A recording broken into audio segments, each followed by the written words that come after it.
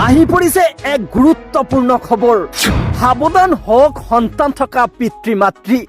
ৰাজ্যৰ বিভিন্ন প্ৰান্তত সোপাধৰাৰ আতংক। পথমুখী প্ৰাণ ৰক্ষা পৰিলে কেইবাটা জিলাৰো কেইবাগৰাকী শিশুৰ।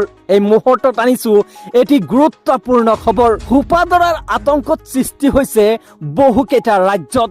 বহুতো সৰু ল'ৰা ছোৱালীক ধৰি লৈ গৈ আছে সোপাধৰাই। ইতিমধ্যে অঞ্চল জুৰি চাঞ্চল্যকৰ সৃষ্টি হৈছে। অচিনাকি ব্যক্তিৰ সৈতে সাৱধান থাকক। ঘৰতে আপোনাক কিবা ল'বলৈ অচিনাকি মহিলা আহিব আৰু আহি ঘৰত যদি সৰু ল'ৰা ছোৱালী থাকে তেওঁলোকক কিবা নিচা খুৱাই লৈ যাব।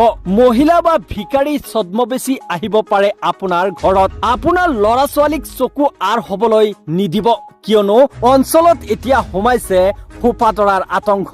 ৰাজ্যৰ বিভিন্ন প্ৰান্তত দেখা গৈছে এটাৰ পিছত এটা ভয়ংকৰ ঘটনা। কিছুমান ঘটনা খেতিত লৈ গৈছে ল'ৰা ছোৱালীক, কিছু ঘটনা ৰাস্তা বা বাছত দেখা গৈছে সৰু ল'ৰা ছোৱালীক নিচাযুক্ত অৱস্থাত। আপুনি এনেকুৱা ভয়ংকৰ বিপদৰ সন্মুখীন হ'ব পাৰে। আপোনাৰ ঘৰত যদি সৰু ল'ৰা ছোৱালী আছে তেন্তে আজিৰ ভিডিঅ'টি আপুনি যিমান পাৰে শ্বেয়াৰ কৰি দিয়ক, যাতে অঞ্চলৰ বিভিন্ন মানুহে এই ভিডিঅ'টো চাই সাৱধান অৱলম্বন কৰে। অন্যথা আপোনাৰ পৰিয়াল বা আপোনাৰ সংগীৰ পৰিয়ালৰ ভয়ংকৰ বিপদ নামিব পাৰে।